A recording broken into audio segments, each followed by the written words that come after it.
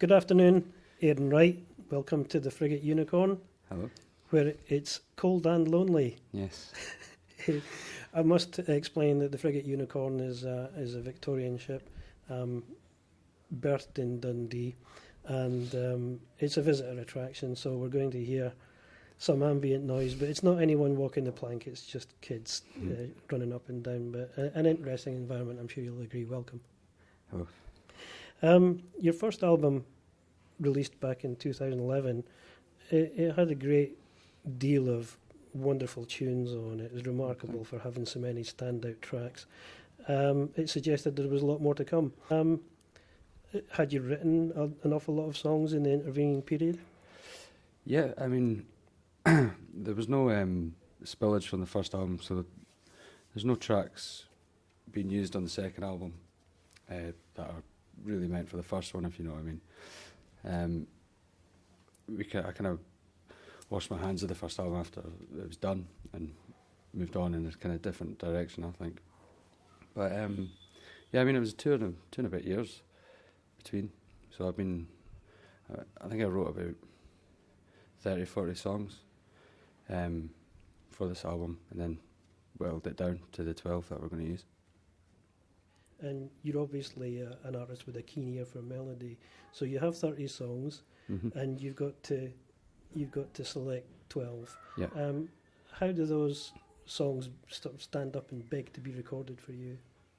Well, for me, I always have a few standout songs that I like personally, and then I get a second or third or fourth opinion on it with the team I'm working with. And with this one, I was just lucky that everyone had the similar idea for what to go with it.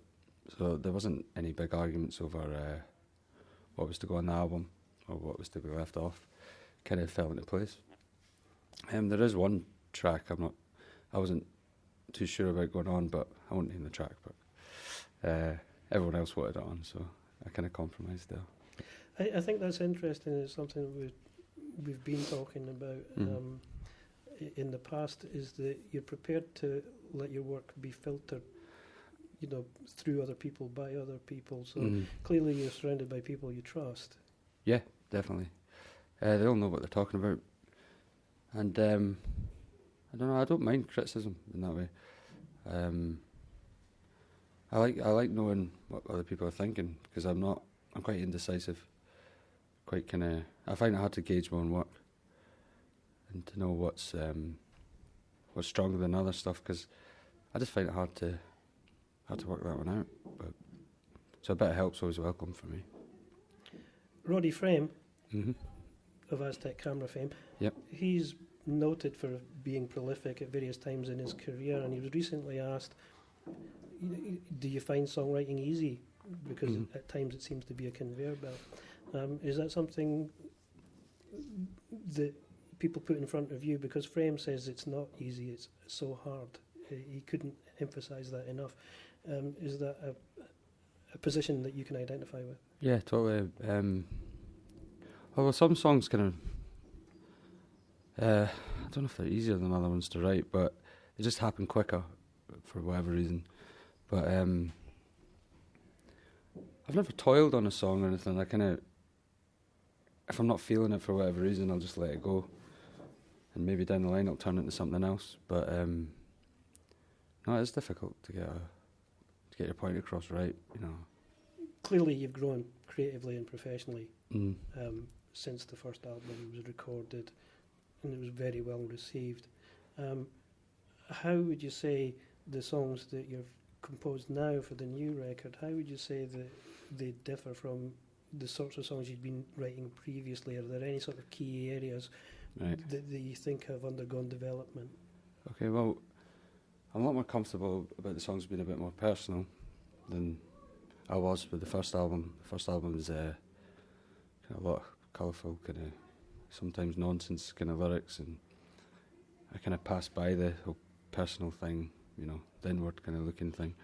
But with this one, I mean, you could probably tell from certain songs where I was at that point, what I was doing. They're more matter of fact. I think people will probably relate with them a bit better.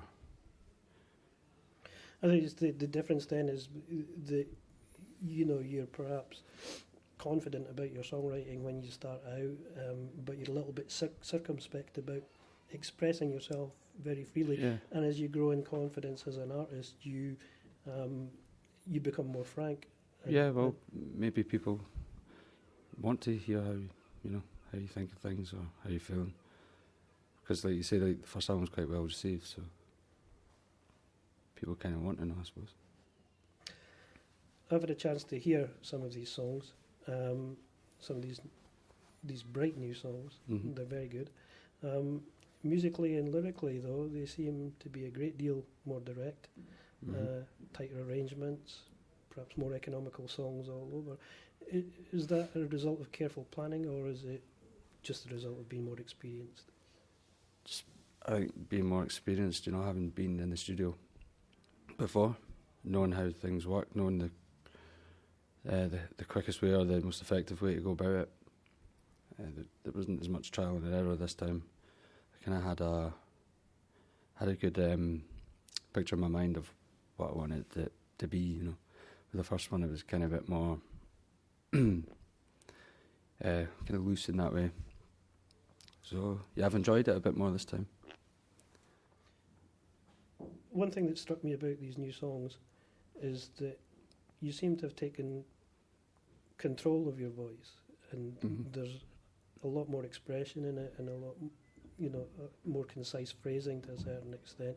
Is it something that you're conscious of growing as a singer as well? Not particularly conscious of it, but I just feel a bit more comfortable, I think. And, you know, you can get your personality across a bit better in songs if you feel more comfortable, I think.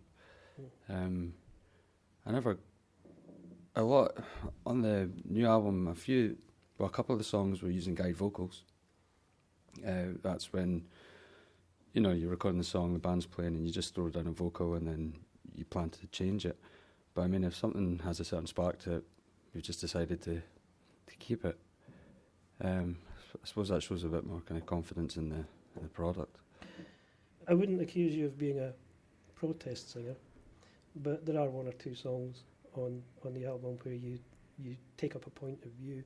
Is that something that's kind of creeping into your work?